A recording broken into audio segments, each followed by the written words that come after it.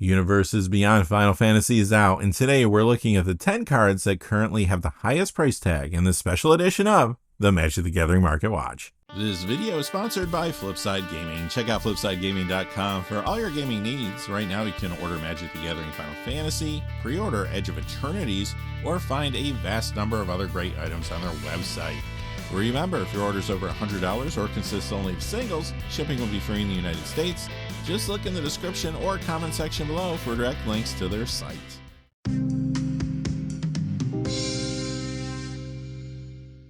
Hey there, this is John from Heroes and Legends, and welcome to another edition of the Magic the Gathering Market Watch. Final Fantasy is here, and its popularity is undeniable. Even with a ton of product being open, many of the best cards are still quite expensive. Today we're going to look at the 10 cards from the main set that will cost you the most money right now. Be careful though, prices are dropping fast because of the number of packs being cracked. Most of the prices we see today will not hold in the short term. In fact, by the time you sit down and watch this video, many of the cards may be cheaper than what you see here.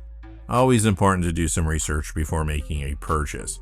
One thing I will say though, it doesn't appear that they're going to get a restock of Final Fantasy for several months, which could mean some of these cards may have a little bit of a bounce back effect after they do lose value. Anyway, before we get started, I do want to say thank you to one of our gold patrons. That is WolfOfTinStreet Ban. Wolf, thank you for all your support on Patreon. Wolf has been a long-term patron, and that really helps the channel. So thank you so much, Wolf. And now, without any further ado, let's get into it. Number 10, Summon Knights of Round. Currently at $11.08, this is already seeing some early standard play in Azorius Omniscience combo, but Commander has been the key driver for the price so far. It's in several builds there, both old and new.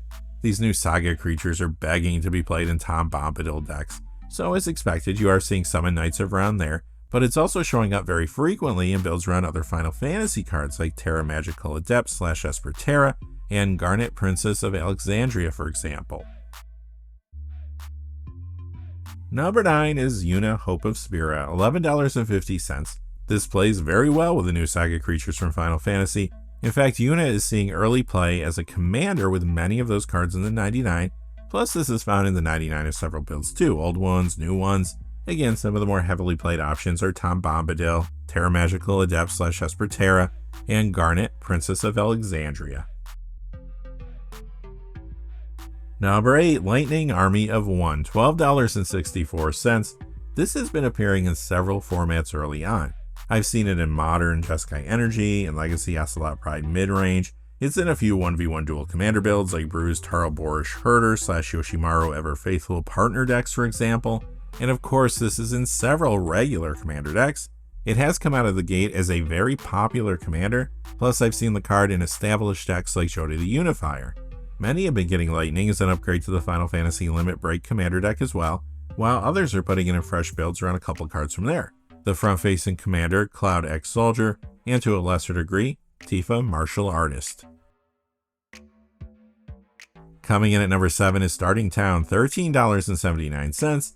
Being a land, it's not surprising to see this appearing in multiple formats early on. It's in standard builds like Gruul Aggro, Dimir Midrange, and Esper Bounce. It's also appearing in Pioneer Mardu Greasefang and Hidden Strings. Of course, Starting Town is being used in 1v1 dual and regular commander builds too. It's in some popular new decks in regular commander like the Wandering Minstrel, Vivi Orniteer, and Terra Magical Adept / Esper Terra. Number 6 is Summon Bahamut, $20.20. Here's a powerful Saga creature. I'm seeing this in standard Azorius Omniscience combo, but it's also appearing in lots of commander decks, old and new. As you would guess, this is played in Tom Bombadil builds, and it's in popular decks around new cards like Terra Magical Adept / Esper Terra, Garnet Princess of Alexandria, and Yuna Hope of Spira. Quickly before we get to the top 5, just a fast reminder, this video is sponsored by Flipside Gaming. Check out flipsidegaming.com for all your gaming needs.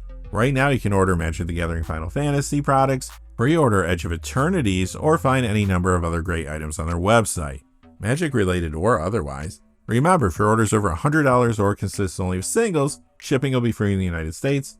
And if you're looking for a direct link to their site, just check out the description or comment section below. I do have links posted in both of those places. And now, without any further ado, let's get to the top 5.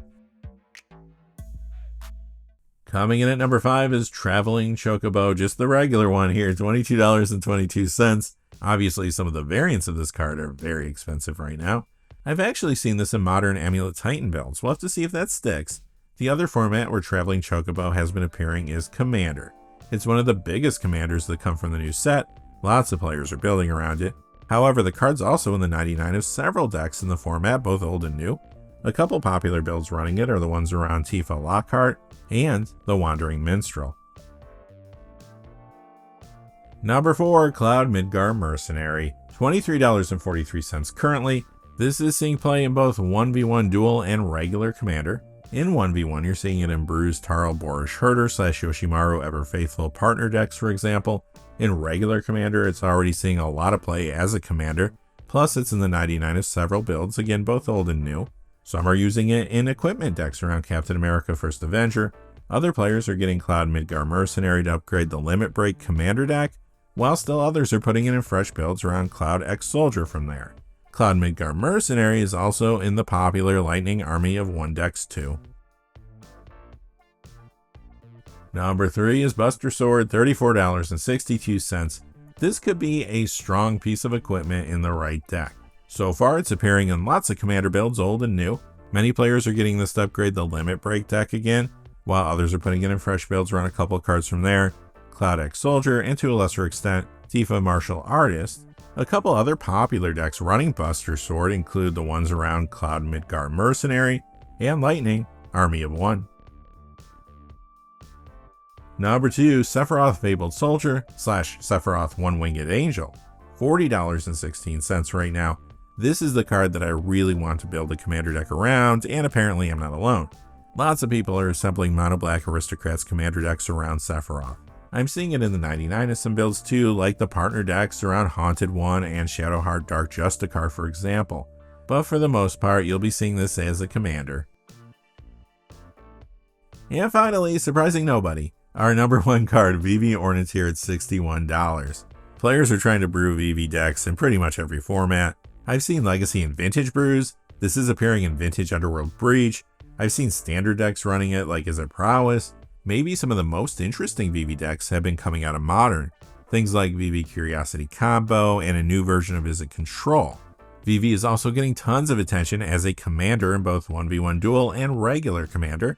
Plus, it's in the 99 of a bunch of regular commander builds, both old and new, like Inala Archmage Ritualist and Kefka Court Mage / Kefka Ruler of Ruin. Part of the appeal is VV's ability to combo off. VV and Quicksilver Elemental, for example, can give you unlimited red and blue mana. However, if you don't want to play a higher tier commander deck, VV can still be good in a fair spell slinging build. The card will see play. The question is where and how much. With that being said, that's going to do it for this episode of the Magic the Gathering Market Watch. Like I said in the opening though, be very careful before purchasing Final Fantasy cards. I expect the prices to be very turbulent, first going down and then perhaps climbing back up, at least for some of the cards. Again, by the time you watch this video, I would not be shocked if most, if not all, the cards we talked about today have gone down in price some. Anyway, thanks for watching. If you enjoyed the video, please give us a like and subscribe, and have a great day. Hey, thanks for watching. This video is made possible through the generous support of viewers like you on Patreon.